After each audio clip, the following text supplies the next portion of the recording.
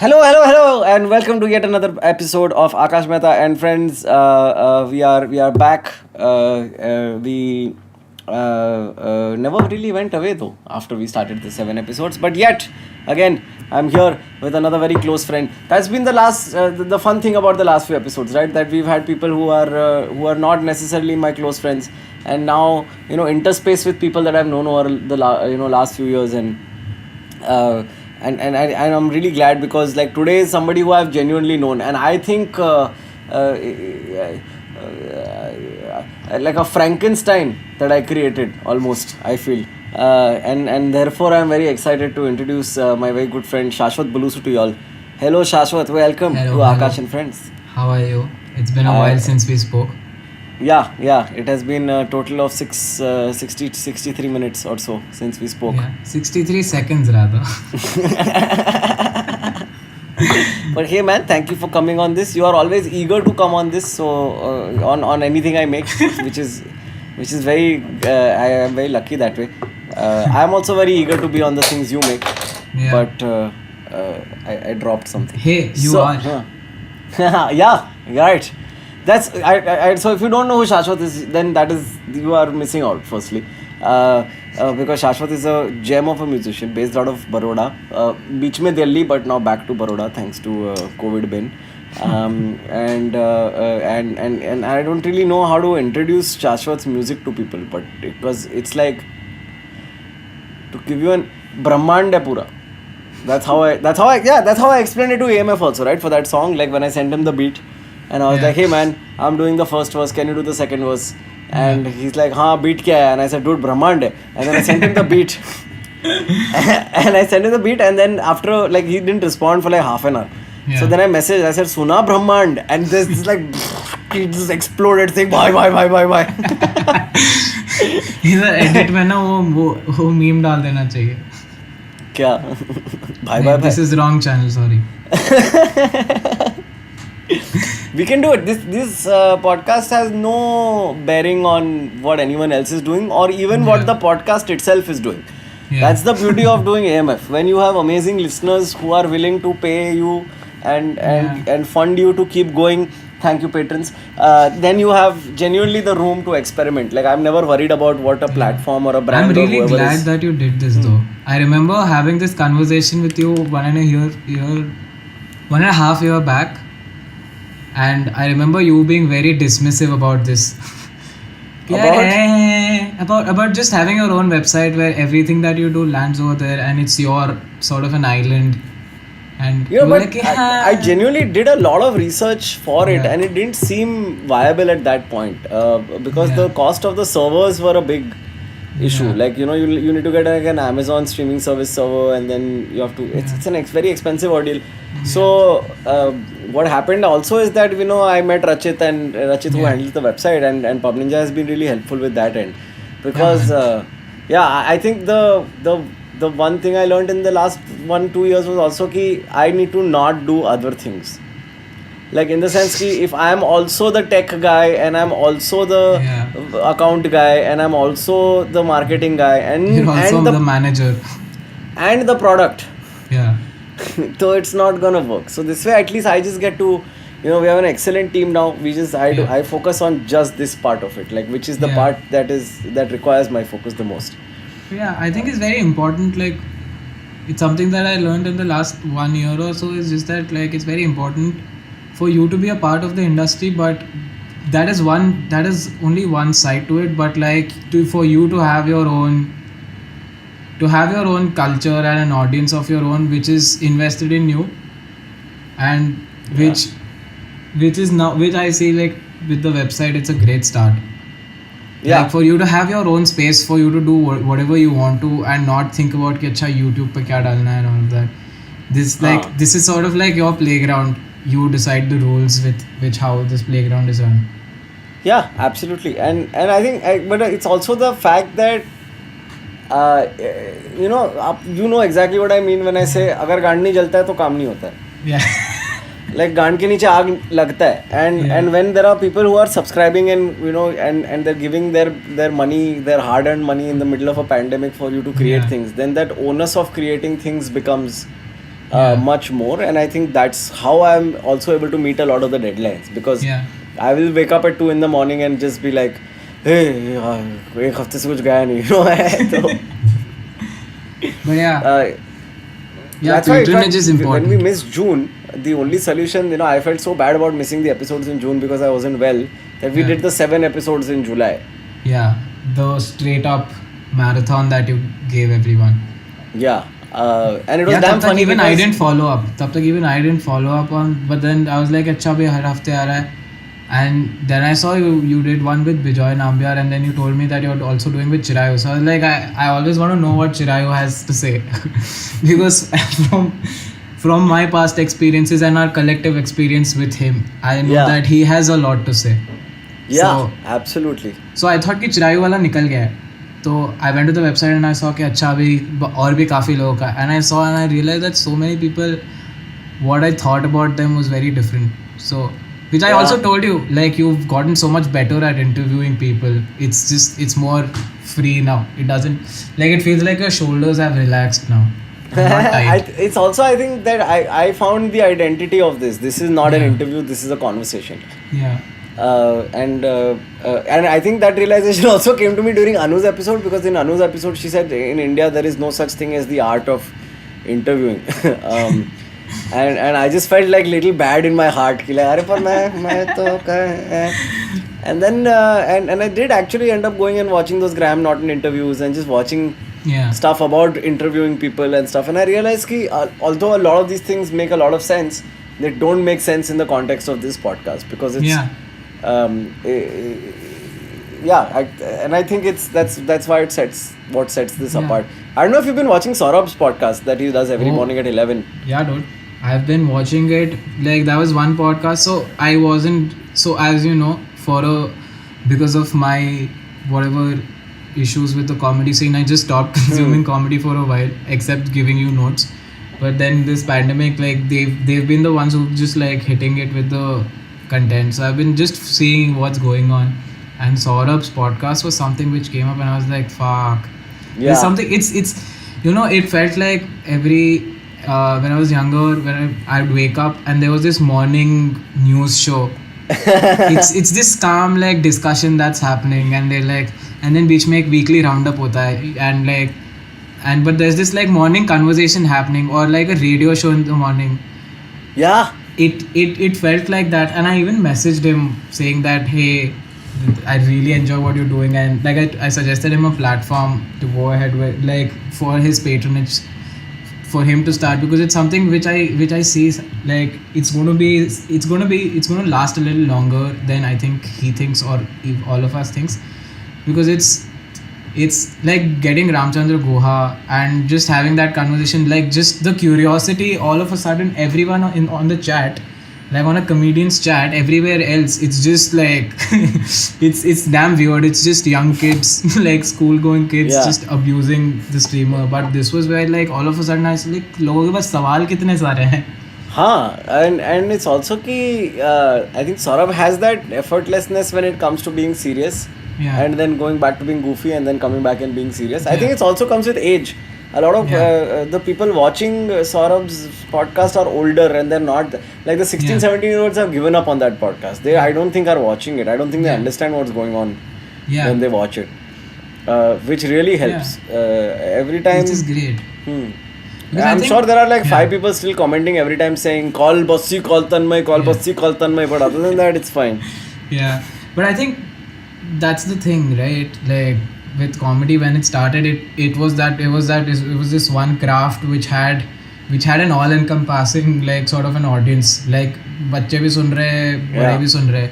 Now like slowly everyone's figuring out, okay, my audience is probably not the under 20 category. They won't understand what I am trying to say because of where I am in my life right now. So it's like it's slowly getting there. It's sort of like वो छन्नी में से थोड़ा निकालते हैं ना, वैसा हो रहा है अभी. Everyone's getting like this nice feel, like everyone's understanding their audiences, and with that, like I think in general art and craft in India, like it's going in the right direction, and like it just comes down to for every scene to just like understand every artist, to understand like this is my audience base, is my voice. I don't need to sort of really actively look out for an audience which does not understand my music. You can give it a shot. If they do, they do. But you can't just like make it your agenda for them to like you. And comedy is now finally getting there where everyone's like, okay, I am okay. Like you're okay with having your website with the number of people that are on there. I think it's like around 1,000 right now, 1,000-1,500 people. No, I wish, but we are getting there slowly. Yeah. But it's still like people are finally understanding that it's okay. So yeah, because because I think that's something even I understood last year, where I'm fairly new to the scene, like actually entering the scene in a more professional way, and I started understanding with how my team told me, okay, this is how you see the audience, this is the reason why you do shows. Like initially my idea, I didn't have any agenda or any thought process or plan of action before I would do a show. But then I had this meeting with Dhruv before I joined Pagal Hai Na, and we were at this cafe in Delhi, and he told me the idea behind doing all these shows is not to earn money or like just for the sake of doing shows. The idea is to bring back two people who are going to be dedicated listeners of your music, so that tomorrow when you put out your music, those two people will be like, hey, I want to buy this. They're invested in your journey. The idea of doing all these shows is that to like, so just how much I was that indie rebel person who would be like, अरे fans नहीं है तो क्या हुआ, मैं मेरा गाना, my music. Yeah. And it changed quite a bit. I like my perception about how like my like people who listen to my music in Baroda, I thought they owe me quite a bit. and I did that, and I did a tour, and it sort of burst my bubble in quite a way, in a way which like initially I was like, man, what the fuck. And then it's like when the year ended, I was like, okay, this is what it meant, like this is what I need to work on, and this, like, I had a positive learning out of it by the end of it. But yeah, I think it's important for everyone to understand people who are consuming their art as well. I think we're getting further ahead in the timeline. I think the story starts much earlier. I mean, the story starts with you still being in school and fucking around with a guitar and doing unnecessarily vibrato-driven vocals and you learned the tabla before you learned the guitar, right? Growing up? Yeah. I started learning the tabla when I was 3 years old. This is a South Indian household thing, I feel, almost. Yeah. I think, and it's also a very Bulusu household thing, because my whole family's been, my grandmom was always interested in Carnatic music and the traditional art form of like Carnatic music. She learned Carnatic music. My aunt, my dad's younger sister, she learned Bharatnatyam. My mom learned Bharatnatyam. My sister also learned Bharatnatyam. My dad was always into music. So because my dad could not like properly go through the training of music, so when I was, I think, 3 or 4, that is when my dad was like, okay, this is the right age for to introduce an instrument or music into someone, because it brings an amount of discipline and like it makes you more holistic as a person. So I think at that point he asked me if I want to learn the harmonium or the tabla. I knew jack shit ki dono mein se kya hota hai. I said tabla, because tabla still had a, like in the pop culture you would know कि अच्छा tabla, pop culture में तबला दिखता है कि अच्छा 2 है उसको मारना है. So yeah, that's how, and I said okay, tabla. And from the age 3 till I was in my 10th standard, I learned the tabla very religiously, like the formal way of learning tabla. I went through that. Yeah, it's quite a learning though. I used to rebel, and I was like, I don't want to learn this, because it was something which I was told to learn, and I didn't understand the value of learning that at that point. But later on, now when I look back at it, I learned so much from it. Yeah. Was it you did the Visharad, right? Like you gave all the exams? I trained all the way through till Visharad, but then obviously 10th came. I had to give my exams, and after 10th, because I was by that time I was doing it for the sake of doing it, learning tabla. I did all the training for Visharad. Like I used to practice and all. But then finally after 10th, I was like, I really want to learn a Western instrument because sometime when I was in my 6th standard, my cousin from Bangalore came, and by that time, like I started listening to Linkin Park and like the usual, and he came from Bangalore, and Bangalore was way ahead of the country at that point, and he came with his small iPod with almost 8 GB of music, which was everything from the Scorpions to Iron Maiden, Metallica, and like Black Sabbath, and all of these like really heavy bands, and he had like live recordings, like he downloaded them and all of those, and he gave me that compilation, and he was like, you listen to Linkin Park, listen to this, and that sort of just changed how I knew music, because by till then VH1 was how I used to consume Western music. Pop. Yeah. And this I was like, ये VH1 पे क्यों नहीं दिखता है? And then from 6th to 10th, all I would do was listen to this music, and I was like, I really want to be able to play music this which sounds like this. That was that. And then when I went to 10th, I asked my dad if I can buy a guitar.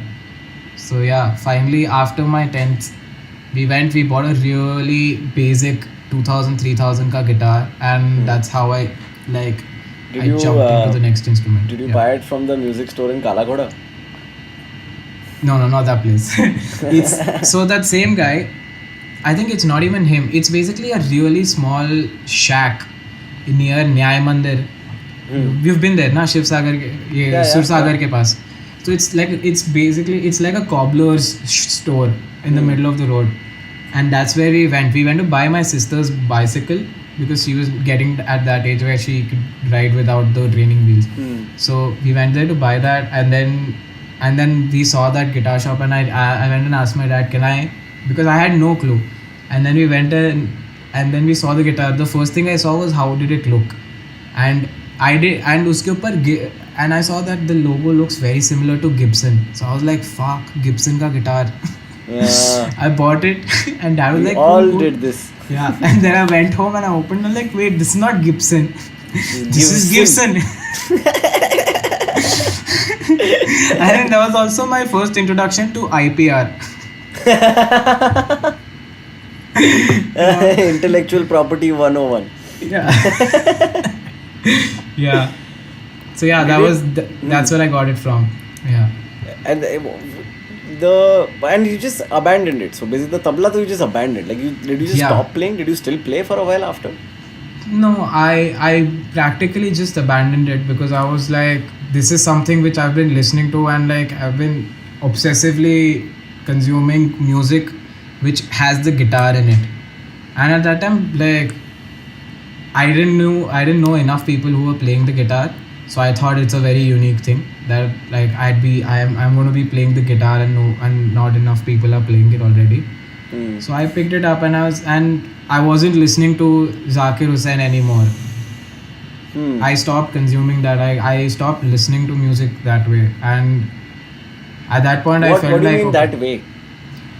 Like when you're a classical musician, because and you're undergoing training, you listen to, you get into the intricacies of what's happening in the composition a lot, like which is how my teacher trained me. He was more than just understanding, okay, that this is how you play this tal.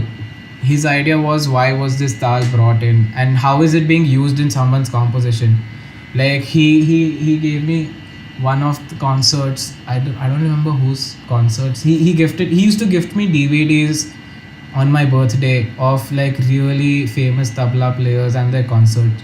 And there was one, and we listened to it before the class, like 5-10 minutes of it before the class, and he tell me, see, now the reason why he's like, there's this bowl called G in tabla.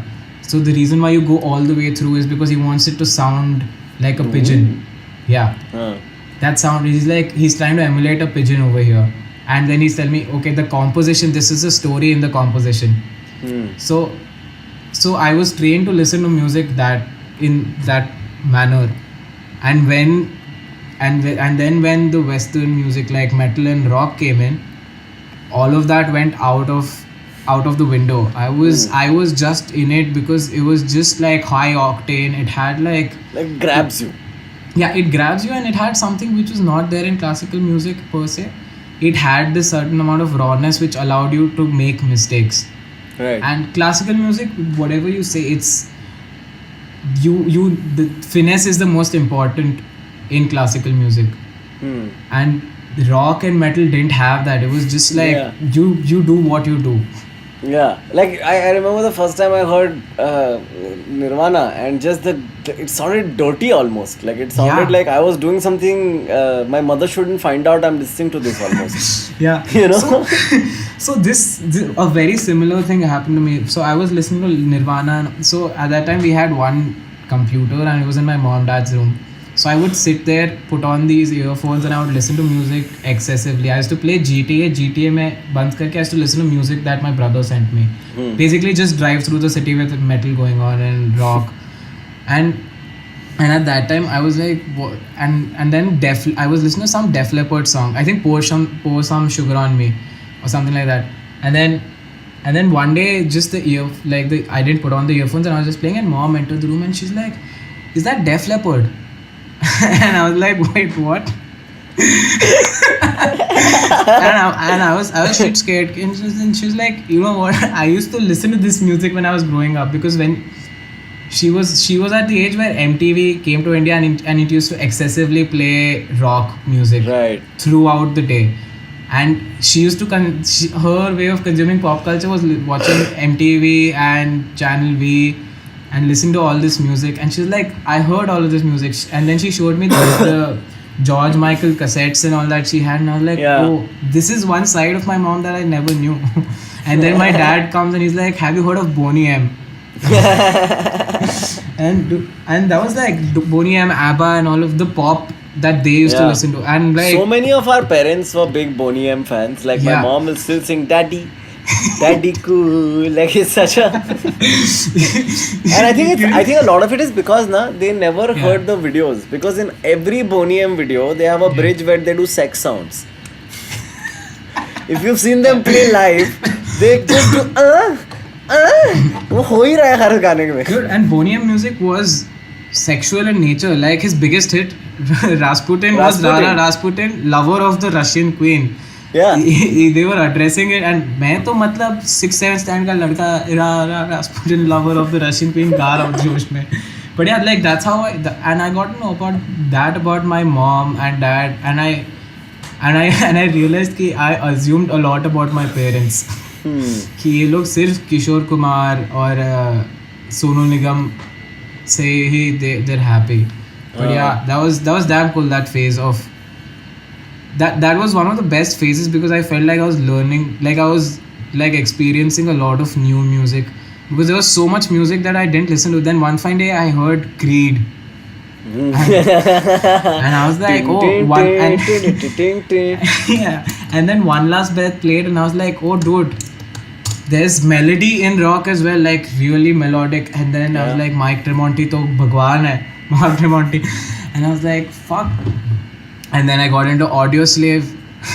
Then I also went down the route of Three Doors Down and Hoobastank. I went, and it was just like, I think that was a very giving stage in my life, where I was just like, every day I would listen to a new band, just because my brother had all of it on his iPod, and he decided that he wants to introduce me to all of this music. Yeah. And I think I every time I meet them, I tell them like, so much of what I'm doing right now is owed to them coming, like both the brothers introducing me to the music. My whole exploration of music, I think there's something to do with puberty, you know? Yeah. There's that rage in puberty. It sort of ends up coming out by, and you suddenly relate to all these songs. And the thing is, there are like 4 songs on the album that you relate to, but the other 8 you will make yourself relate. because you have to justify the 4 songs that you really relate to. And for me it was very slow. You know how I am. I get obsessive with एक गाना. तो मैं एक गाना सुनेगा 4 दिन 7 दिन वही सुनेगा loop पे. My brother had this small Rio करके company था, उसका एक MP3 player था उसके पास, tiny little green thing. it could fit 24 songs Yeah. or something like that, 36 songs or something like that. Yeah. And my brother, we had gone to some vacation somewhere, and my brother had it with him, और उसपे 2 गाने थे, Sandstorm का दारूड, Oh, Darude ka sorry, Sandstorm. दारूड का Sandstorm. Dude, that music video is still one of the greatest music videos ever made. I haven't seen the music video ever in my life. Dude, they did a parkour music video way before it. Parkour was a cool thing on the internet. I think I don't know if I should watch it only. Because yeah, that's the thing, right? Like so I've talked about this on the podcast also before, but a lot of like my parents were really into movie music as opposed to movies. Yeah. I mean, they were into movies, but घर पे cassette था हर गाने का. Yeah. And most of the music I've heard, I've never made that association of music with a particular visual. Yeah. मेरा t-shirt पहना है. It wasn't planned though. I would never do it for you. You know. Thanks. That's why I love you. So that association, did you have that association growing up? Like, was the music video ever part of it for you? No, because I was listening to music on the computer and it was just MP3 files. Right? और streaming भी नहीं कर पा रहे थे video, कहाँ से? YouTube तो था नहीं. Yeah, at that time, like YouTube was there, but like bandwidth was so slow, you could afford to watch one music video, and like और वो VH1 पे कुछ गानों के दिखते थे वो थे, but like I don't know, like that whole space of music video, I wasn't really a fan of music videos for a very long time, because I was like, okay, I have this, because I heard music just as audio for such a long time that then I had built my own visuals. Yeah. And then the moment I saw music videos on the television or on YouTube, I was like, oh man, this doesn't do justice to the song. Or like this doesn't do justice to the visuals in my head. A lot of times, music that wasn't necessarily romantic have any ounce of romance in it. It was just very personal and heartfelt, and I would listen to it and I was like, okay, this is what it is. But the music videos ended up being so corny and like, or they were romantic, and I was just like, it threw me off. I that happened a lot for me with Foo Fighters. And I understood that later why they did those music videos, but like the music is so emotional. But the first time you saw heard Everlong and then saw the video for Everlong, there was this huge dissonance. Dude, I was like, what is going on? I didn't watch that music video. I was just so angry with like the band for doing that to the song, and then I understood like they're just being so ironic, that the music is so intense. They're just balancing it with I think My Hero is the only music video they did, which was, and Pretender, and for that matter, even Walk has that whole car wala situation. Starting mein he's looking at I Love Coldplay and getting that also has that corny bit. It has. That was damn funny, dude. Coldplay ka Pretender is like one music video which I still enjoy watching, because that whole scene of that fucking glass wall breaking, and like now and then, like I was watching it when I was in Delhi during the most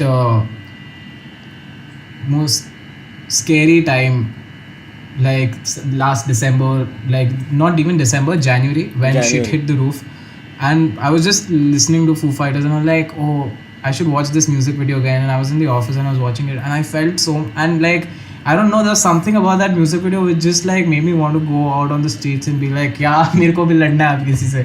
But yeah, dude, that music video is so beautiful. Yeah, and it won a Grammy also. I think it won the best music video Grammy that year. Man, Foo Fighters is a whole different trip only, man. Yeah, I mean, like I would in another world or in another year, I would love to do just like one podcast of breaking down Foo Fighters music as a fan. I swear. Foo Fighters and Oasis. Just like these two bands, like, because their music is so giving. Like there's music which is dated, which refers to that time and that period that the music was in. And then there's music like what Foo Fighters and Oasis did. A lot of people call it pop music, so be it, but like it's still like it's something which I can like I got into Oasis pretty late, but I still like when I listen to Don't Look Back in Anger, it still gets me. Yeah, I think Don't Look Back in Anger is still one of my favorite songs to play the drums to. Just those tum ta tak tum ta tak ta tak ta tak ta Sally can't wait. I loved that, dude. I was. Did you? You know, most people they start off on that trail, right? Like you did and I did, of the Linkin Park, and then you find AC/DC and Scorpions, and then 3 years later it's Meshuggah suddenly, and you're in that very Lamb Meshuggah and like getting really angry. Right, somewhere in the middle you'll come across Tool. Maybe you felt bad also. साला तबला नहीं छोड़ना चाहिए था यार, ये बजा लेता है ये लोग का तो. But for me that I didn't. At some point I hit Jack Johnson, and that aggression phase never came for me, right? Like, and I got sidetracked into, I was introduced to Jack Johnson, then Oren Levy, then and all these sidey small indies arrangers and lyricists who were just completely in a space that was nothing like what everyone else was listening to. If you were listening to Sigur Rós in 2008 as a 16-year-old, then कोई नहीं था तुम्हारे team में. People used to say Aakash circus music sunta hai pura din. And I think that's where I think I became very mellow. And I know you listen to a lot of this stuff as well.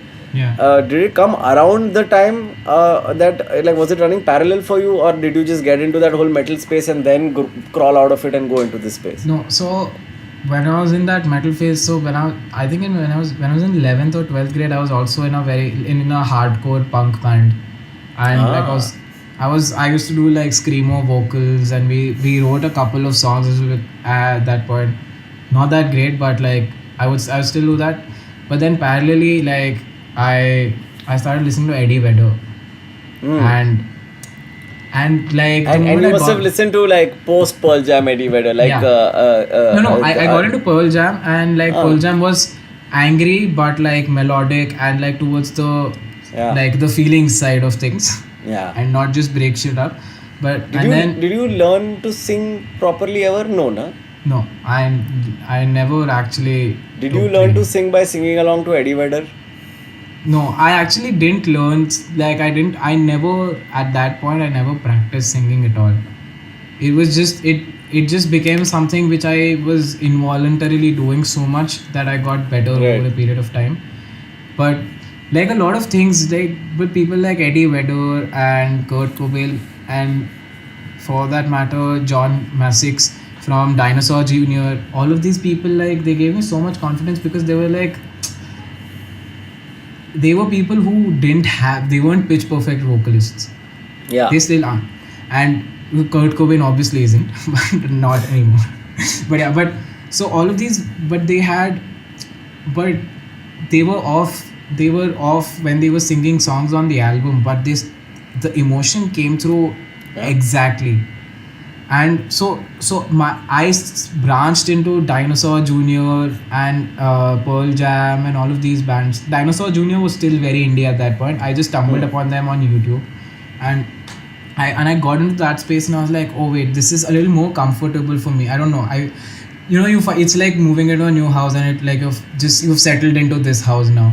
So I got into that space, and then that was how. And once I got into Dinosaur Jr., then I went into a lot of that space with like My Bloody Valentine and Slow Dive, and into that dream pop shoegaze space with that. Because these were people who weren't really caring about how perfect the music sounded. It was just about like the rashness with which you can make music and create music, and still have the same emotions that a like Christina Aguilera song does to someone. Right. Yeah, like it's just that, like a lot of and like in that period was when I learned that it's okay to have blemishes, like in your voice. तो तू मेरी क्यों गांड मारता है? मैं of pitch जाता है तो बहनचोद हर बार मेरे को तू दिमाग चाटता है कि नहीं तेरा ये गलत गा रहा है.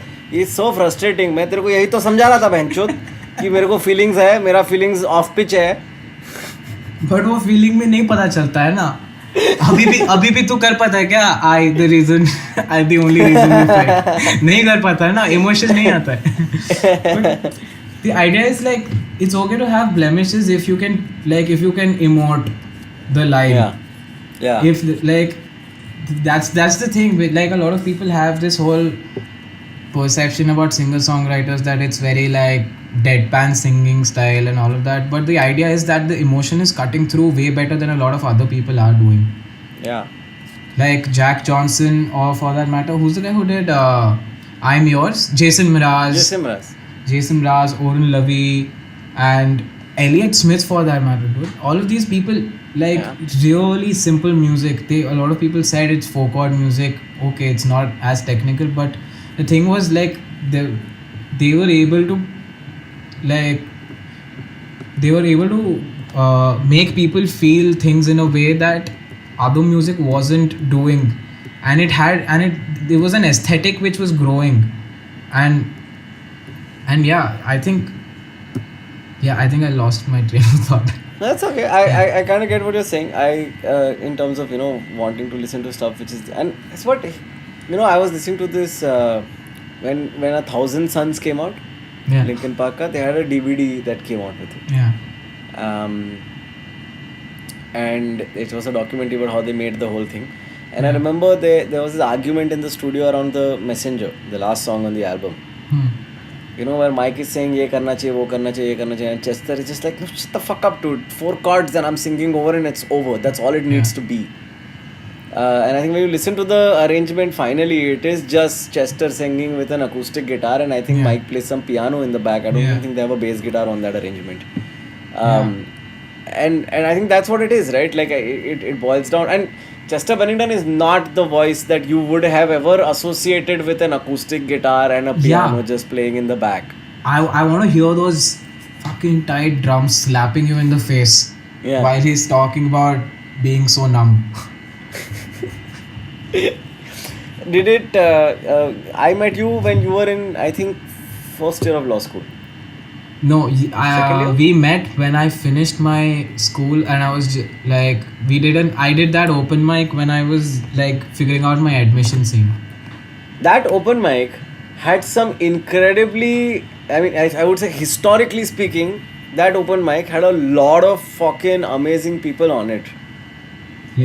Who went on to do some crazy things in life. I mean, obviously we had Deep Manan Chirayu from Comedy Factory, Sumit Roy, who is acclaimed rapper and artist. Sumit, shout out. Sumit, dude. How's it going? Sumit Roy, if you don't know, वो कुणाल कामरा के channel पे उसका music video आया था.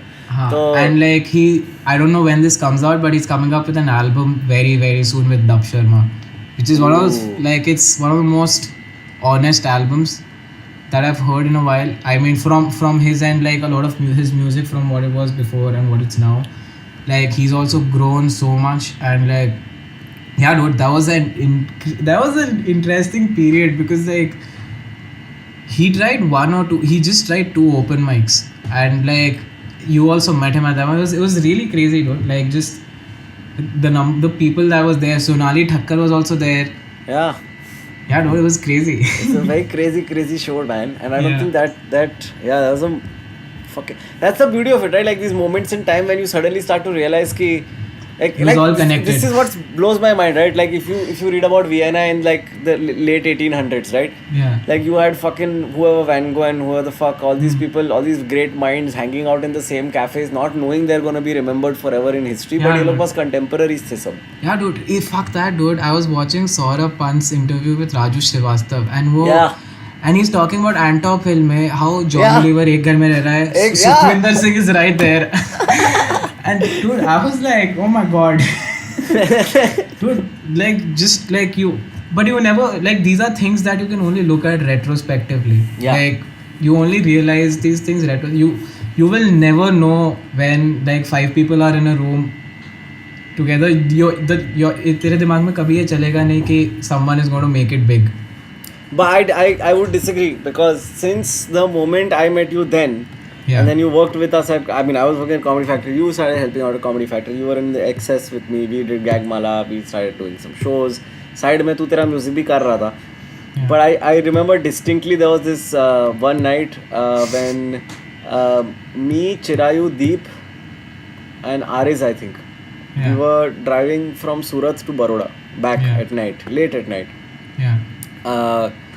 And I think you had just sent a version of, I think, Gulnava. Okay, and the first ever recording of Gulnava Yeah. with 6 Shashwat singing at the end. Yeah. and and I remember like making a pact with everyone in the car that night, where we were like, no, this boy, this is the one. This of this batch of us, this one has to make it. So I think Yeah. I disagree. I think especially with your music, I've that's like everyone I've introduced to your music has immediately kind of like snapped into it. Like just to give, like Rani is the best example, right? Rani became Bluetooth famous viral in Himachal Pradesh virtually by the fact that people were sending it to each other because they were so attracted to it and it just kind of hit them in the right spot. Years Yeah. later, when people ask me, I'll send them one of the songs from the EP or something. I'll send them Playground or something, and it'll just like they'll be like, who, what, how, yeah, and then like 3 weeks later, some random person will send me this song, be like, dude, have you heard this guy is from Baroda? I'm like, हाँ man. Yeah, dude. Like, yeah, I think in relation to at that point, because I wasn't taking music as seriously as you might have known. I was very upset with you Yeah. over I- that also. And I was just like I knew that I wanted to do something, like I really wanted to do something. And like there was this energy that I had and I didn't know where to place that energy, which led me to do comedy and the sketch writing with you guys, and then doing stand up on the side. I also wanted, like, because I just wanted to do something. I was helping a friend out who like doing this thing called the Gujarat Chhatra Sansad, which is like a student parliament. And we were just first year college students, and we got Subramaniam Swami and all of these like Maulana Rizvi to debate. And it was like, I was just like, I'm going to do whatever you throw at me. I want to be involved in things.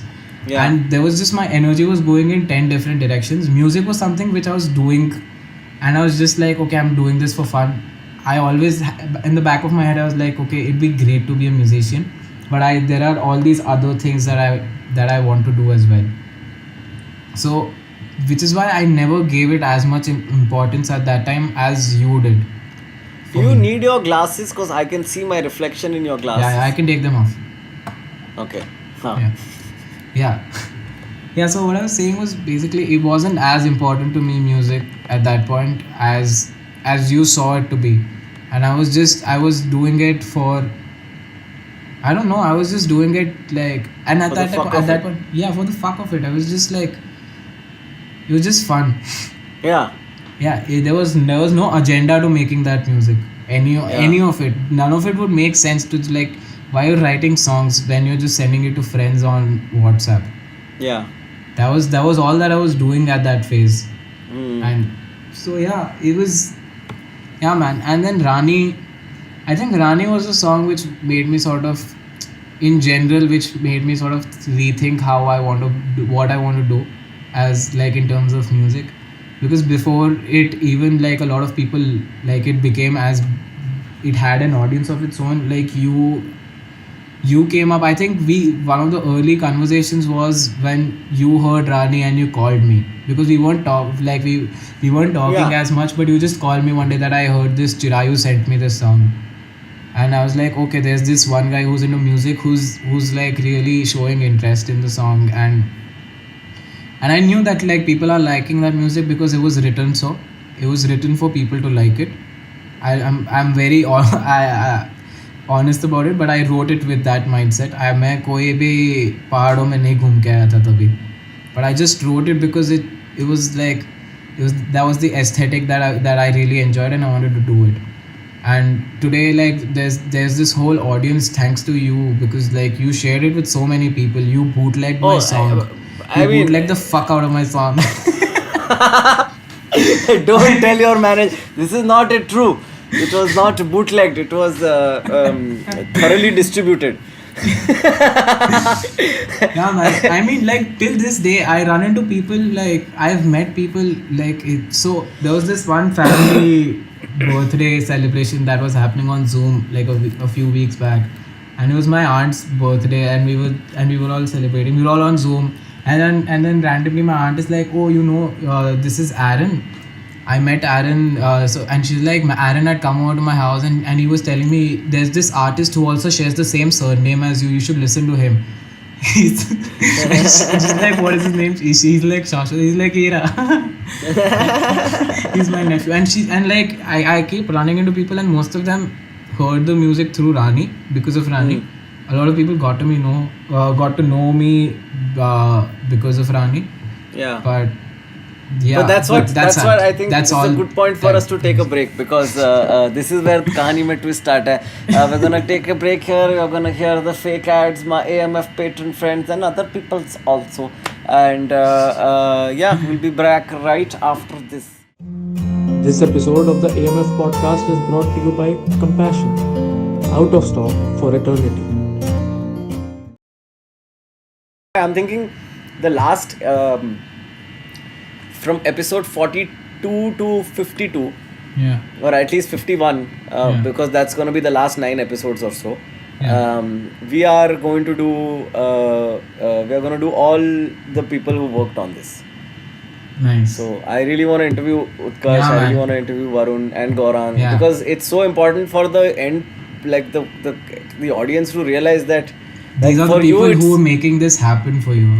Yeah, and they have a backstory, and they have a creative process. And they don't know the kind of work that these guys are doing on the side. Like outside of this podcast, like the geniuses that these people are. And it's like suddenly, I think that's when people will. That's why it has to be the last 10 episodes, right? Because after that, everyone will be like, "Hut bench, no, हम लोग आकाश पे time waste कर रहे." So, but वही तो है यार, उत्कर्ष जैसे बंदे की शक्ल देख के लगता है वो पैसिफिस्ट में बजाएगा.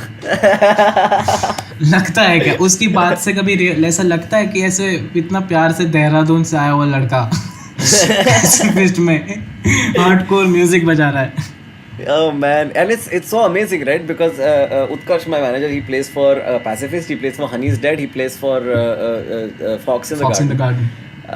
And dude, but I recently got to go to Dehradun with him, right? In the beginning of the year, we both went to Dehradun, stayed at his house, and I saw him in his natural element, and in a calm Utkarsh standing by the roadside looking at the mountains, I saw the guy who plays for Pacifist. I was like, okay, this is, I see, I get it, I kind of get it now. That look in his eyes, that slightly far away, because it's a completely perfect reaction. I think this is my theory. Utkarsh might disagree, but my theory is that Utkarsh plays in Fox, which is a shoegazy kind of chilled vibe band, because it brings him back home.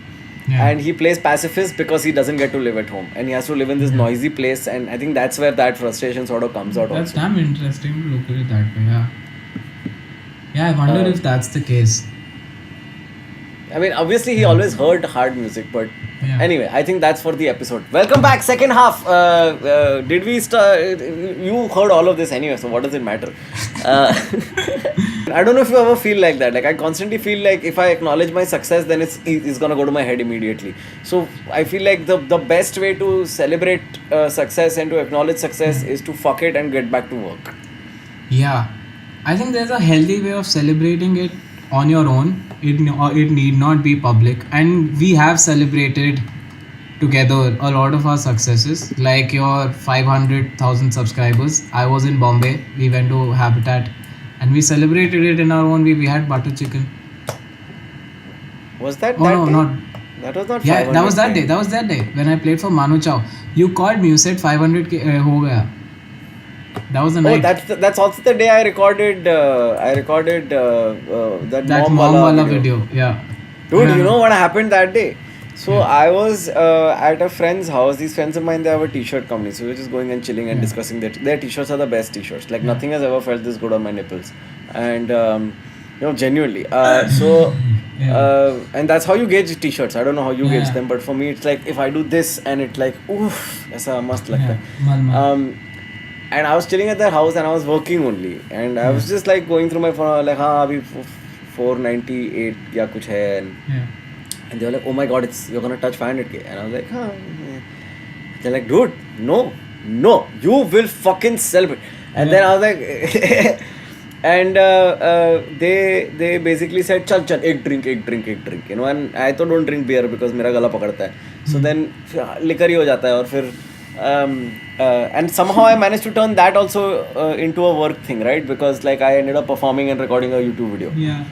So that's the thing. I feel like that is the best celebration. So I'm going to take this opportunity to address this publicly. That I've always told you that you need to take a break. I told this to you yesterday. I've been telling this to you for a while now. Because what happens is, if you're too excited, you want to work more. Yeah. If things are not as exciting, you want to work so that even the more things become exciting. Yeah. And I've seen both the phases. And both the phases have... both of us know the result. So why? It's I just feel like I don't know. I think it's just that my mortality weighs on me, man, every day. Like I'm just so I guess it's my shortcoming that I'm just so aware of my mortality that for me every day is like I feel like I'm genuinely very, very short on time.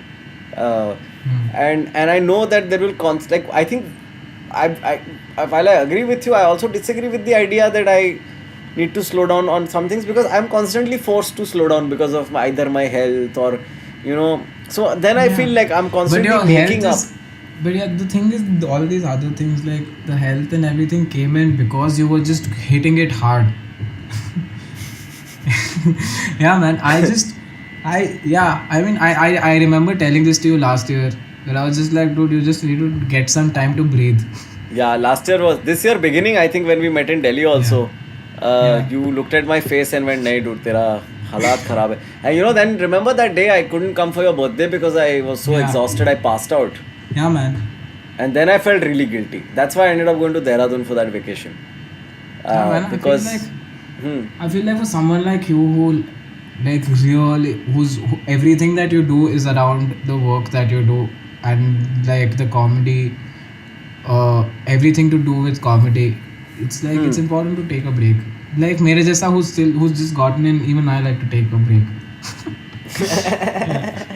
I didn't realize that all of last year though. Well, better late than never. COVID taught me this lesson very nicely. Yeah. And also I think just the act of not touring and going on stage, that was a big educator. Like just you think the rap song would have ever fucking happened if I was on tour, right? No, dude, it's the because EP your EP hasn't happened for the last 3 years. No one knows the musician that Aakash is. Yeah, but with good reason also. Like I feel like the music is very personal and I wasn't ready. Like it almost felt like before we had the conversation about you producing it. Yeah. It always felt like I don't want to go out on the street naked.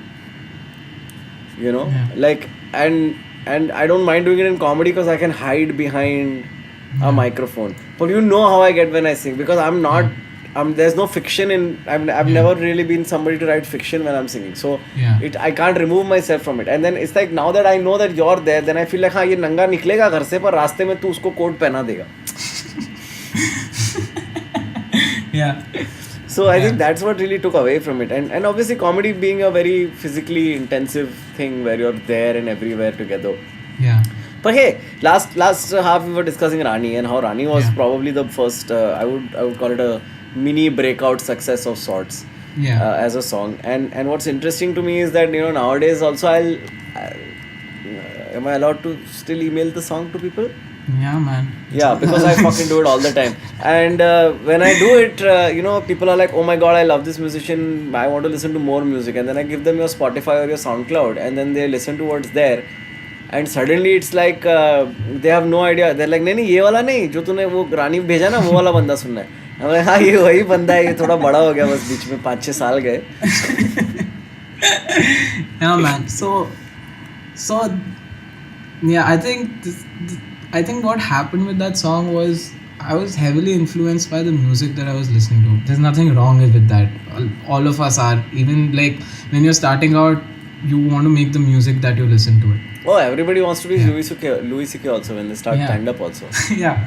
So it's just that. So that happened, and I wrote that song, and the song has its own values that people attach to it. Like I've received messages that were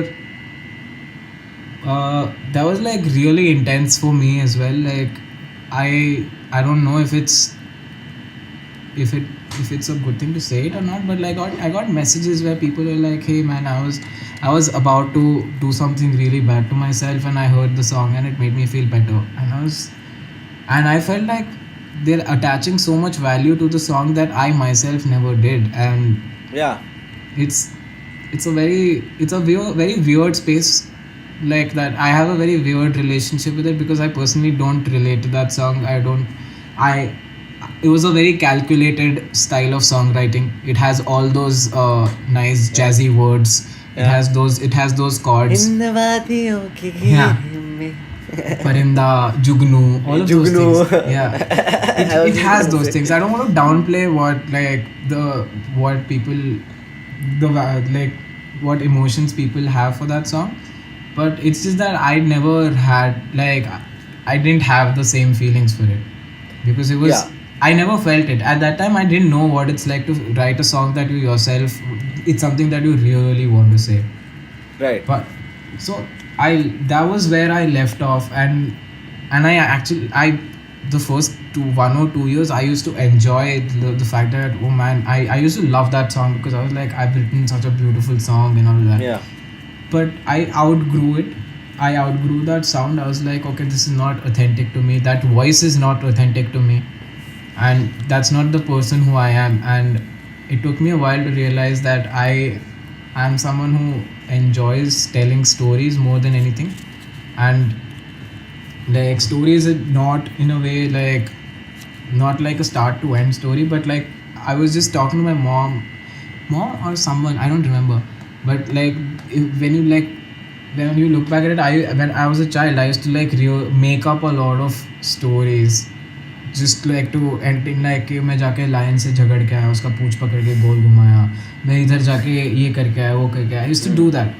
Like it was obviously lying at that point, but it was like there was something of that sort with it, and I slowly wanted to get Fiction is into just lies with the publisher, no? yeah. Yeah. So it was just that. So I just like it took me a while to get into it. You also sort of pushed me in the direction. You backed me in that way, where you were like, no, give it a shot. Actually, in retrospect, I feel like I was pushing you towards something without really knowing what it was myself. Yeah.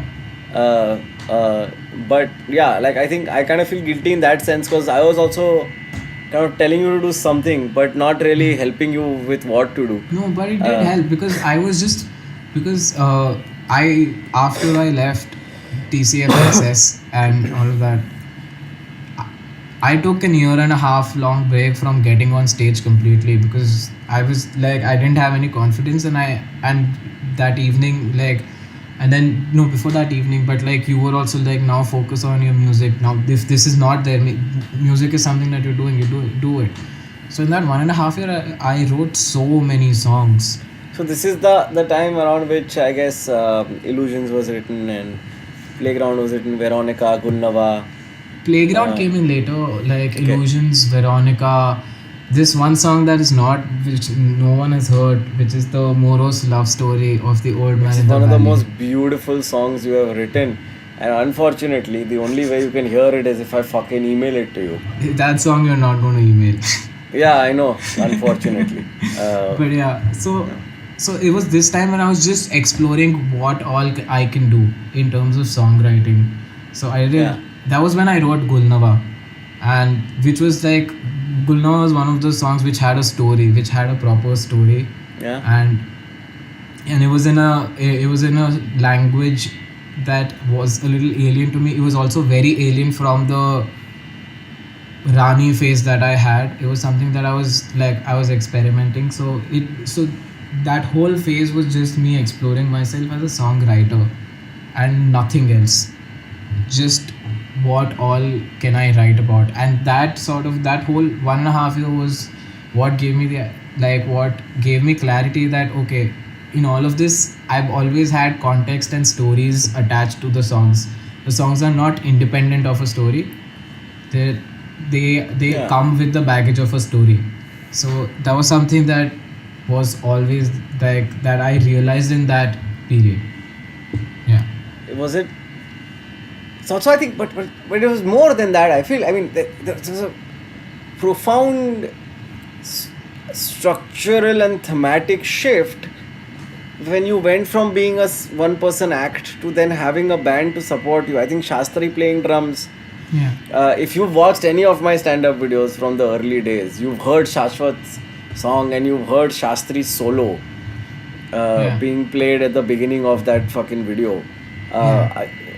Do you feel like that also changed, rather impacted the direction of where music was going? The kind of collaborators you had at that time, because Yeah. clearly, I mean, your process was not one of ये है गाना तुम लोग को बजाने गए. It was you all were genuinely like a proper band where you came in with the concept and then everyone did play that significant part in it. Yeah. So the idea, so that also worked out very weirdly because what happened was after that 1.5 year break, I went on an internship to Delhi. That's where I wrote. Right. That was where I wrote Playground. I wrote Playground in Delhi. So I came back from that internship early because the court was going on a holiday and my senior was going on a holiday. So I came back December. I had nothing to do. My plan of being in Delhi changed. So I was early in December and I played. So at that point there was this guy called Jatan who was doing a series of street gigs in Baroda called Now On. And he asked me if I'd go on and play, and I said yes. And that's where I played a lot of the new songs, barring the show that I made you open for me.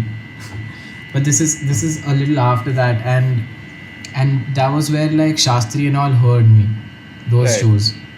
And then Siddharth messaged me, and I played the Fangirl show alone, one of the shows, which is where I met Ritwik and Krishna and Amartya. Right.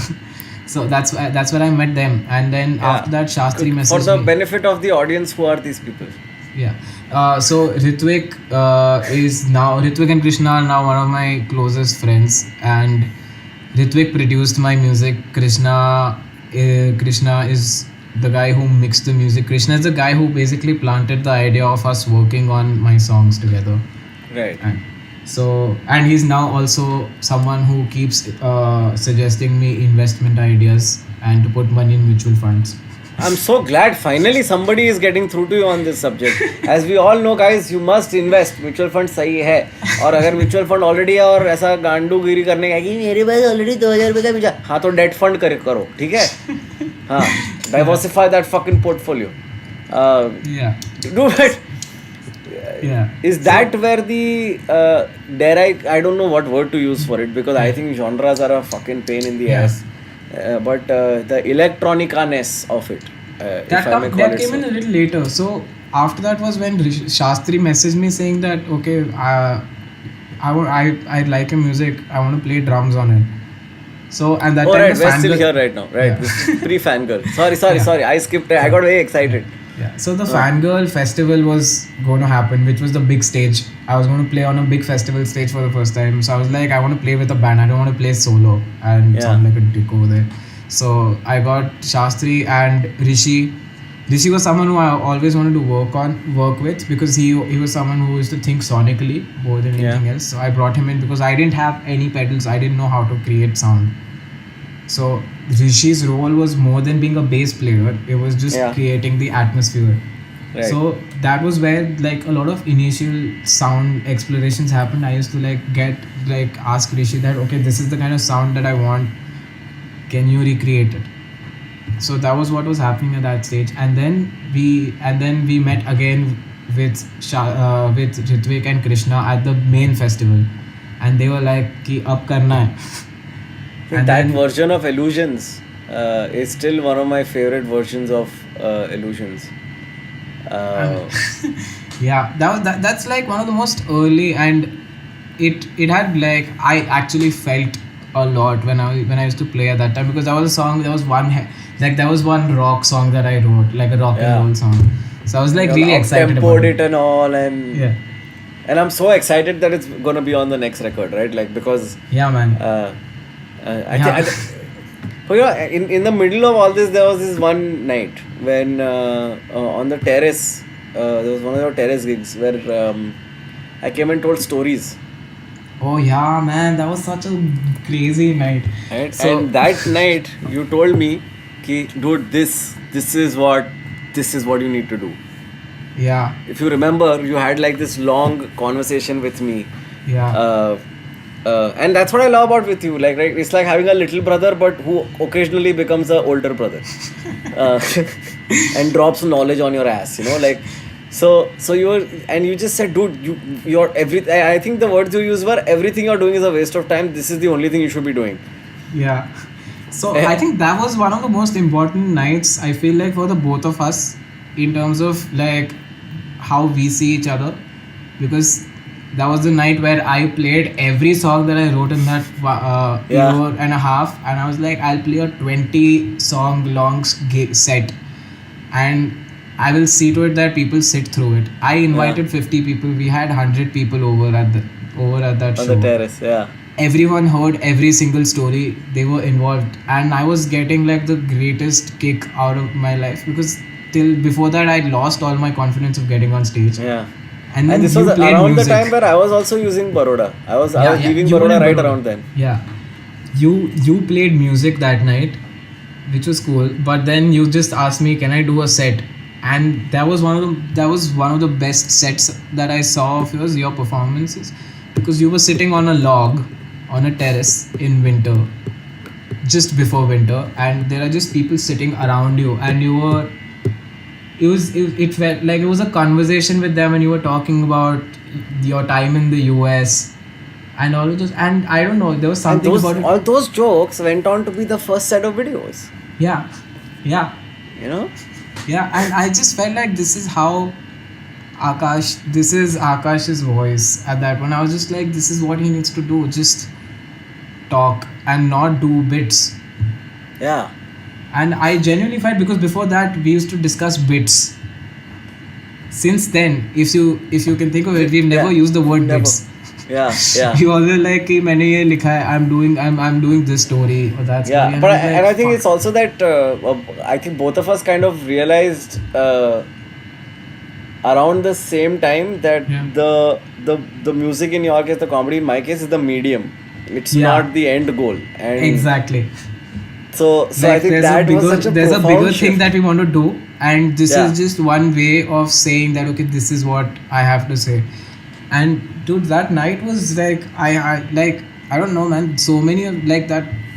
I don't know, now that I look back at it, every one of these instances of me meeting people, of me meeting you, or Krishna, Ritvik, Siddharth, or now the new band Jyotirmay, Uday and Shrujal, or Dhruv and Lucy, anyone, like everyone, I'm like, it's so crazy that people I met on the way actually got invested in one vision of me making music. And like, it's insane to look at it. It's like, oh man, everything is connected.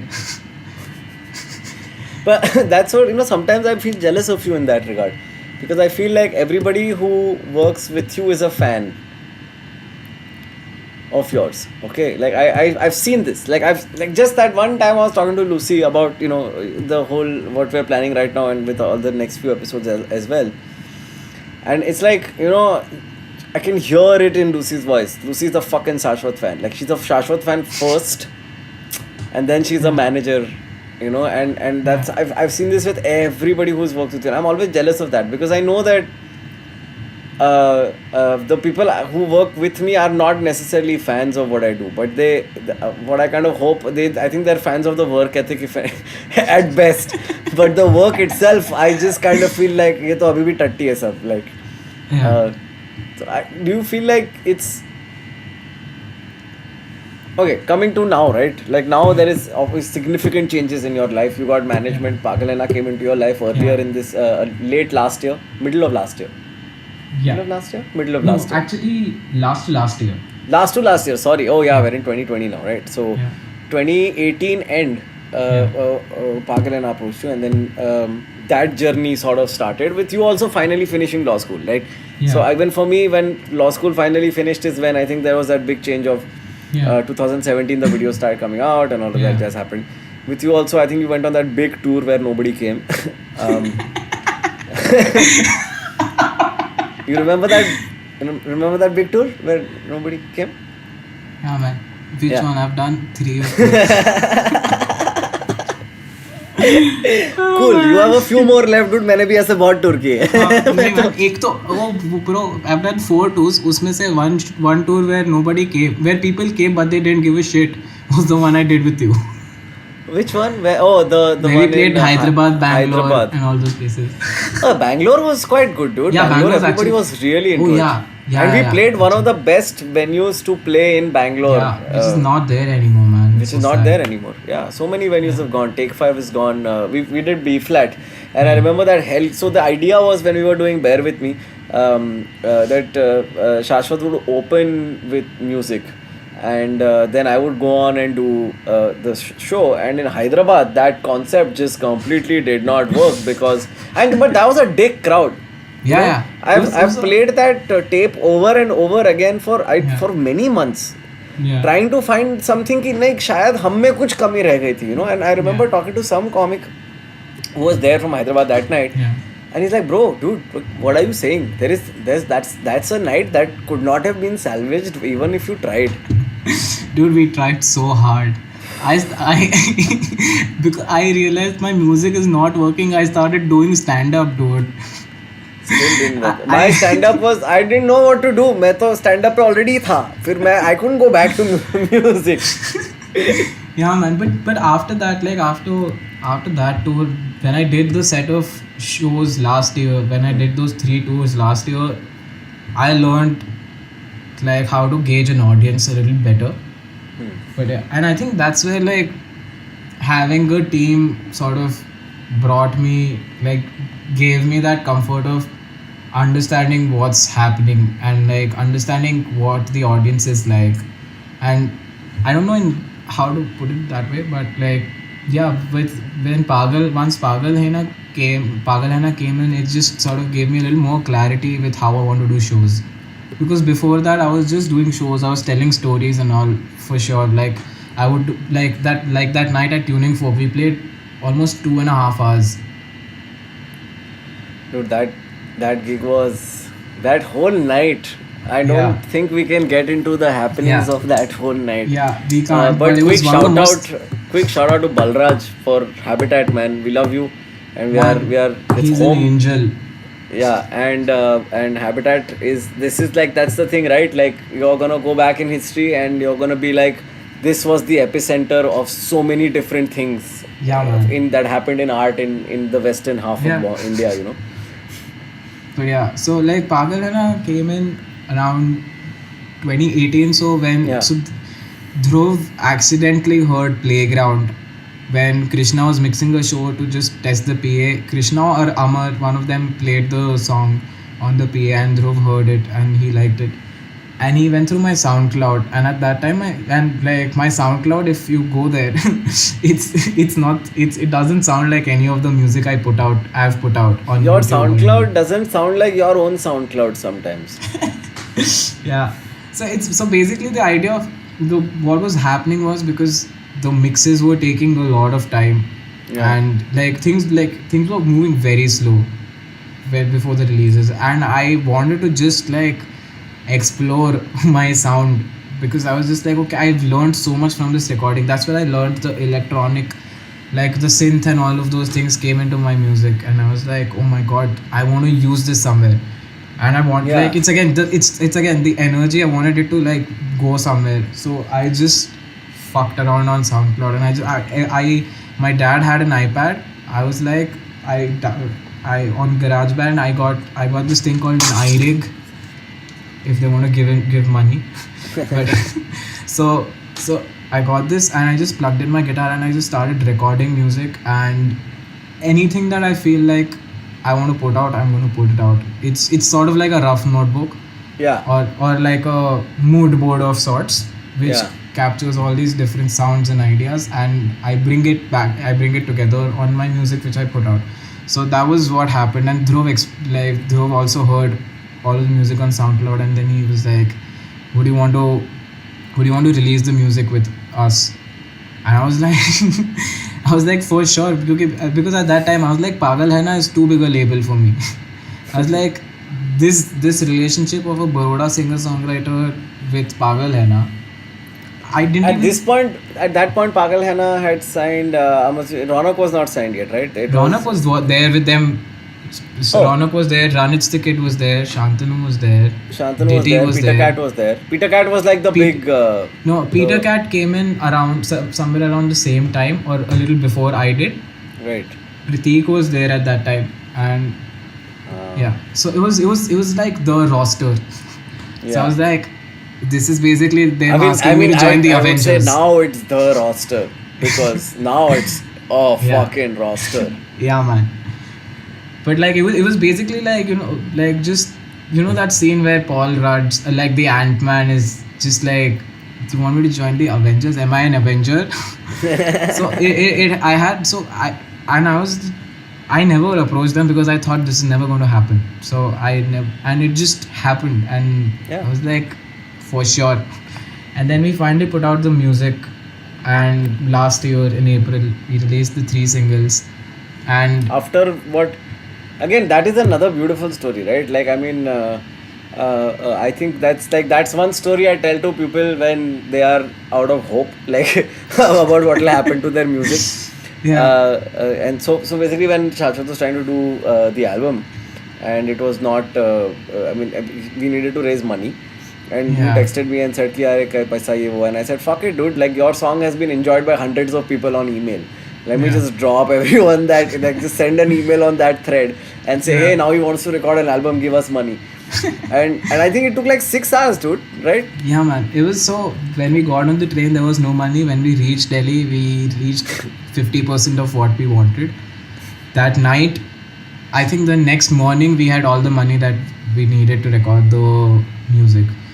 But yeah, and one of the things that I learned along the way was just waiting is very important. Like, if I had forced Krishna to mix the songs within the year that I recorded it, I would have released it, and maybe Yourself, yeah. the whole Pagal Hai Na route would have never happened. Yeah. But it took a while, and because it took a while, Dhruv heard it, and he went through the SoundCloud route, and they decided they want to put out the music. Yeah. And the way they put out the music was like, I never knew that music releases had so much more to it. Mhm. And how you could How do you like, sort mean of- that? Like, what? Actually, I mean, obviously, this is something I really wanted to cover with Lucy and Dhruv also. We don't I need mean, to get from- too much into it, but Yeah, I think just like the idea was that these are 3 songs that have 3 strong stories. How do we put these stories out? From the most basic thing was the artwork, and which you only made. yeah, which I made. But like, it was just like ideating and just discussing the song until all of us have like come to a common point. After that, we decide is okay, this is how we're going to release it. After we decide it's not, we release it. After that, we actually start planning things out. And when once Playground released, and I think Forest Fire released, was when Udipan from As We Keep Searching contacted, and he said, would you want to join me on a tour or join us on a tour? And that was my first tour, like, as a musician. And Yeah. like, Dude, I still feel kind of guilty for coming to Flea Bazaar and watching your set and then just like fucking off. yeah, man, but and telling you कि यार guitar लेके आना वो लोग से जल्दी से अपने को निकलने का. Because I was like, ये सब सही है, म्यूजिक अच्छा है उनका, पर मैं तो सिर्फ बुल्लू को देखना है. yeah, but yeah, that happened, man. So that tour happened, and that was my first experience on a tour. I played again. I got to play great venues on that Yeah. tour. I played Flea Bazaar. I played the Horsecast Social, which I heard a lot about. I never been there. And then I played Humming Tree. Ah. Yeah. So, When did you do Ouroboros? That was the tour after that, right? yeah. So That was your solo tour. yeah. No. Yeah. So the one that I did with As We Keep Searching, I played solo, and then As in after that. the Shashwat band tour was where you did Ouroboros, right? So yeah, so after that, I think last year August was when, because Dhruv and Lucy both suggested that we do like a tour across India in parts, like as different legs, with the idea that we want to have two people from each show who come and who are invested in your music. This tour is an investment in the future.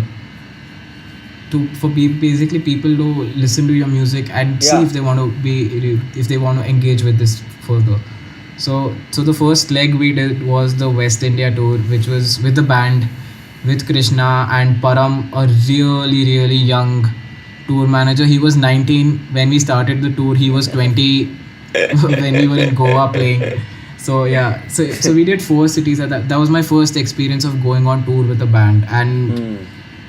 And during this lockdown, I was like, there's so much nostalgia from that tour, because we had a day off in Goa and we just chilled over there, and the music, that was where like a lot of the album that that I was writing, that was the tour where I decided, okay, we're going to play almost all the songs from the album live. Right. So just for people to get an idea, okay, that this is where the sound is going to. This was a much bigger sound than Rani. It was like a complete 180 from Rani. Have you faced a lot of dissonance from an audience? Have audiences been like, why can't you be like more like Rani or whatever? No, right? No, I think like I was expecting that, but not really, because after Rani, the other big song which went out was Under the Sun, which went through your channel, which was again a very different. It was a which, rock and had you roll allowed song. me to release it on time, would have done. I think then I think Pagalena would have happened also quicker. I just want to put it out there. Yeah. Just look at how much good it did Phuket wala swag. Yeah. Yeah, man. So it was just like, that was the idea of that tour, and after that tour, it was like that was the first time I actually had like that feeling of like feeling really low when a tour gets over. And it was just we just did 4 cities. Yeah. But I felt like this, like, I don't know, something was Khalipan. there was this loneliness that I felt after the tour, and that was that. And then finally I decided that, okay, I'm going to move to Delhi last year. Then I made the move in October. I played a couple of shows here and there, and then we played Magnetic Fields with the band again, which I still believe is one of the, as of now, it's the best set I've ever played. Yeah, because I remember the conversations that we had around your set. Yeah. Initially were like just like जगह ढूंढने गए, and then it was like audience लाने गए, and then it was like guitar cable, and now it's like so light design में है ना. And I was like, oh man, शाश्वत बड़ा हो गया. No man, so the thing is, when we reached Magnetic Fields, it's first of all, it's shit cold. Okay, this is in December. Yeah. The band came down from Baroda to Delhi. We rehearsed that for a day or two. It was shit cold over there, and then we reached Magnetic Fields. It's in the middle of a desert, thandi, and right before the set, our sound check wasn't great because of some tech issues. Uday, who plays the guitars, he wasn't feeling as confident because his guitar wasn't sounding that great in the sound check. So normally, and that's the thing, when as a musician, if your sound check doesn't go great, it's like a kick in the balls right before the show. Right. So it was that, and then Shrujal, who plays the bass, he was throwing up. Jyotirmay was on the verge of throwing up. This is 10 minutes before the set. What happened? उन्होंने क्या दारू P लिया? नहीं कुछ नहीं, दारू वारू कुछ नहीं. It was just the travel and the cold and all of those things playing together. And so not 10 minutes before the set, but this was after the sound check, that phase. Yeah. So all of us decided to take a nap. We slept for an hour. We got up. I felt a little better. Shrujal was still throwing up. Jyotirmay wasn't feeling well. We went backstage. Lucy got Nariyal Pani for Shrujal. All of that happened. And then we went on stage, and I don't remember what we did that night. But I remember the feeling And like at this one point, me looking to my right, that's where normally Uday stands. And for me to gauge if a set is going great is if Uday is dancing and he's not nervous. And I look to my right and Uday is just jumping. And I look to my left and Shrujal is in his zone. And then I look back and then Jyotirmay is in his zone. And there was this one point where I know what I was feeling. I don't remember what happened in the set. Yeah. That's how crazy that set went. And so, and after that we haven't played a band set yet in a while. Since then abhi tak hua nahi hai. So Right. and right after the Magnetic Fields show, Uday and I went back to Delhi. Jyotirmay and Shrujal went back to Baroda, and Uday and I went to Himachal for our North India tour, Yeah. which was the tour which broke me in a way. Why?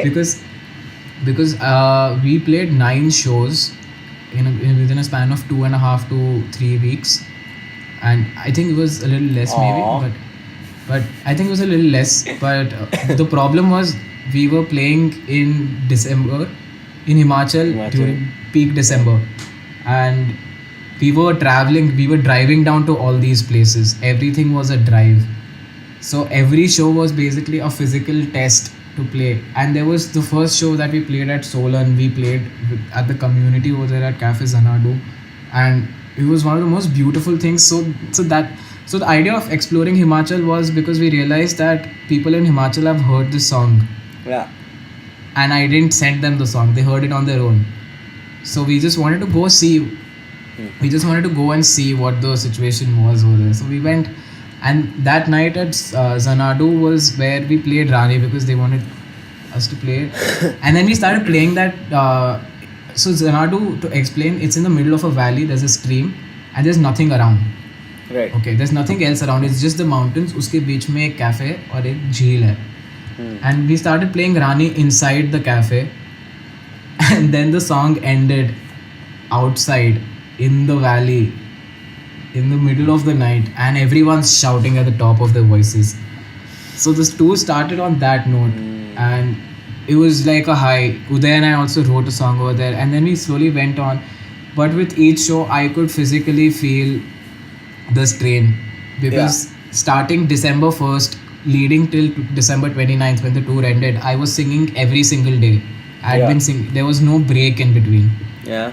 So I could slowly feel, and then we reached the final show in Himachal in Palampur, where we were playing outdoors, and like when I was trying to play the guitar, my hands started, like I could feel my veins stretching, and I was like, I can't play anymore. We played a half an hour set and we finished it right there, and then we finally ended it in Gurgaon at a bookstore called Chapter 101 with 5 people, which again, which is the number that I want, like do shows with, because I can interact with them. That's where it ended.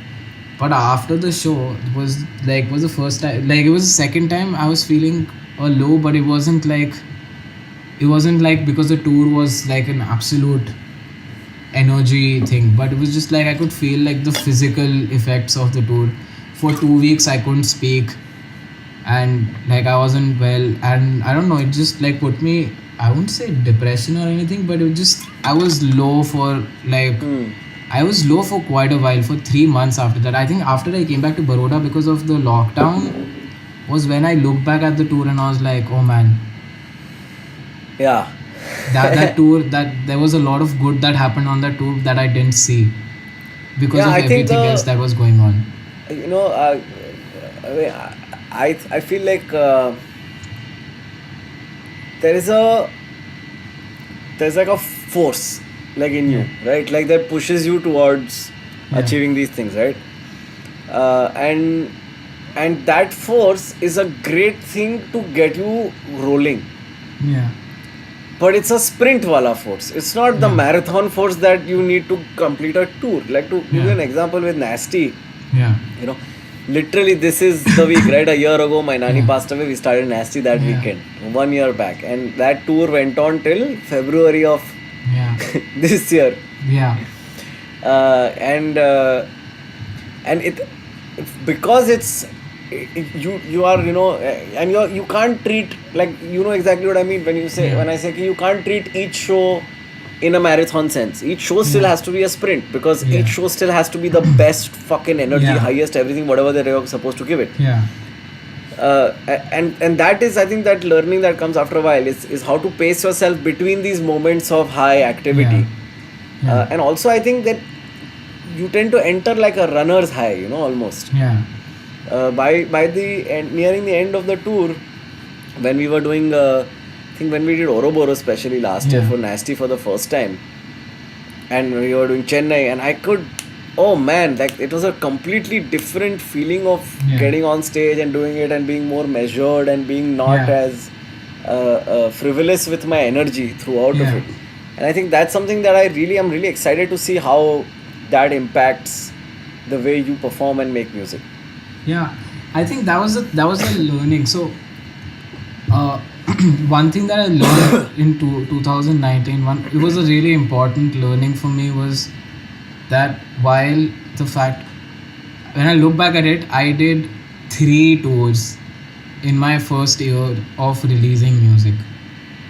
It's a, whatever others might say, but it's like a huge feat for myself.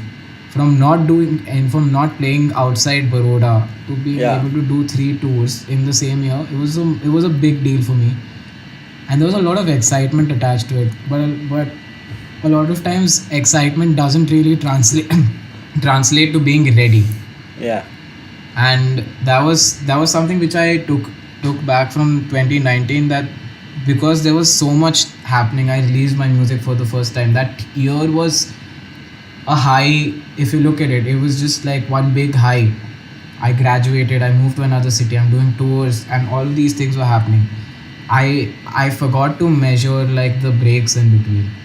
Yeah. Like the in between time, I needed to sort of detach myself from being a musician, which is what I think it's very important, because I was so involved in being an artist that I also stopped like caring as much about myself, as like Right. just like for myself to be healthy physically, mentally, and for me to be able to practice my craft. Because like if you don't, here's the thing, like most of music or comedy or whatever, it's 99% craft, Yeah. it's 1% art. And It if you're- it takes 99 points of craft skill to make Yeah. 1 point of art skill. I would say that way. Exactly. You know? Yeah. I mean, like for you to call yourself an artist, you need to have some semblance of knowledge on your craft. You need to have Yeah. your own craft, and which is what I'm trying to do this year, is just like be more wary of my craft and work on that, because the art, I know what I want to do as an artist in the general sense, but it's basically how I put it out, and the medium of putting it out is the craft. So it's sort of like just taking a break and just exploring everything under the sun that can be done. Sorry. Yeah. That's the edit that's gonna happen in this. You'll say under the sun and the music will start playing and the podcast will be over and we'll be like, Abhi, stand up video. Yeah.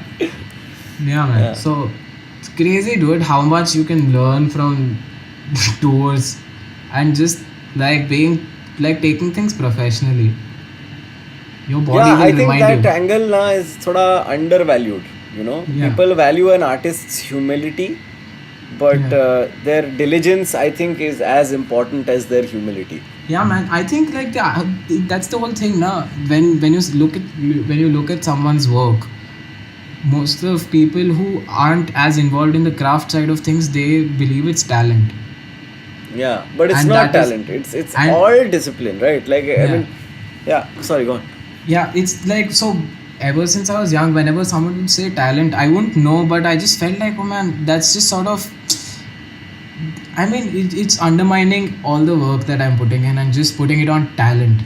कि Yeah. ये मेरे से नहीं है. It's an involuntary thing that has come to me. That's not true. Exactly. Sorry to interrupt. This is exactly what I was talking to with Zakir also the other day. Yeah. Where Zakir is like, the most annoying thing to me is when people say it's effortless. Because it's like you have no idea of how much effort goes into making it look this way. Yeah, I mean, man, the thing is like, you can see when someone is not practicing the craft. It's visible. It's very visible when you see someone's work, and it's all art and no craft. Yeah, yeah. And I still don't think that. I think I am still not at a point where I make art. yeah, man. I think none of us are yet, man.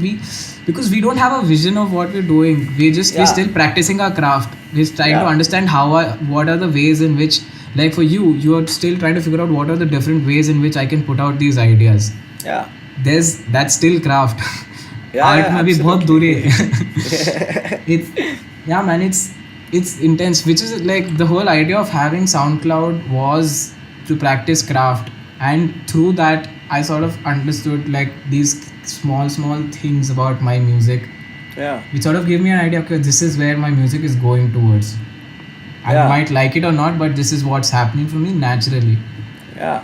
And I think that's one of the favorite parts about our relationship, like I think as we're coming to the end of this 100 minute long chat on our own selves, what I love about our friendship is that throughout, since I've known you, I've felt less alone in my pursuits. Because it feels good to know that there's somebody else out there who gets it and is might not be doing the same thing. But I'm not alone and you are not alone, and we have like this counterpoint to bounce off of every now and then. It's like when you're trekking up a mountain at night, it's nice to see a torchlight somewhere else and be like, oh, chalo, koi to hai. That's the thing, dude. 2018 New Year's Eve. That night I remember both of us had a call and we said 2019 is our year. Yeah. And in some ways it was. It was, man. It was. We also did that this December 31st that just went. 2020 is also going to be ours. It didn't work out. COVID jeet gaya. Yeah, man, it's crazy. I think your friendship and Sumaira's friendship were the first two friendships where I realized that you're also like where I learned that people who say no to you are way more important than people who say yes to you. Because I think you and Sumaira were the first two people who would come to me straight and tell me straight to my face, dude, this is shit. Yeah. What you're doing is just pathetic, and that you need to reevaluate what you're trying to do or your values over there, not just for music but just as a person. And that is something that I took on to, like when I wanted to, like when a couple of people approached me for management or having a team and all, most of them looked at it as a business, like okay, we're going to book shows for you, and when I met Dhruv, it was just the most important. That's what we discussed. It's like you don't know the number of times that I'm going to say no to you then say yes. And that was when I was like, man, this is what I need, because I'm at a stage where I'm really young. I don't know what I'm going to do, so I need someone who knows things to tell me, man, that no. Which is why like I'm trying to like actively was just like, because of you, I was just like, I started appreciating people a little more who were able to tell things to me. How much ever they are uncomfortable they were. I think dissonance between people is important. We can't always be getting along. That's not a good thing. If we did get along as much, if we were always jolly, the both of us, I would not be doing this podcast. If we were both happy people, then I think that's the only thing. Now, even with Naveen, like the friendship was built on depression, bro.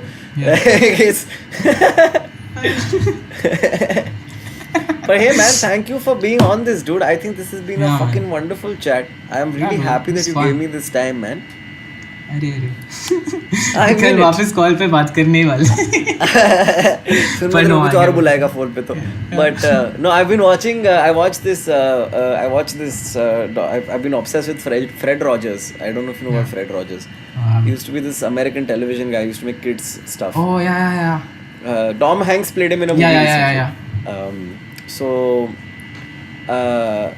And it's completely like one thing he did which I found was amazing that I want to do in my life is genuinely like take the opportunity to tell people, you know, that I've and you know, we say thank you a lot, but we don't always, even though we mean it, we don't make it a point to say it like we mean it sometimes. Yeah. And I feel like that's I've been doing that too much in life. So hence I'm saying thanks, man. Genuinely, I love it, and I love the fact that you're making all this music. I'm dying to hear the new album. Hopefully, maybe finally you will also release lyrics with the songs, so people can understand what your garbled ass voice is saying. I'm okay with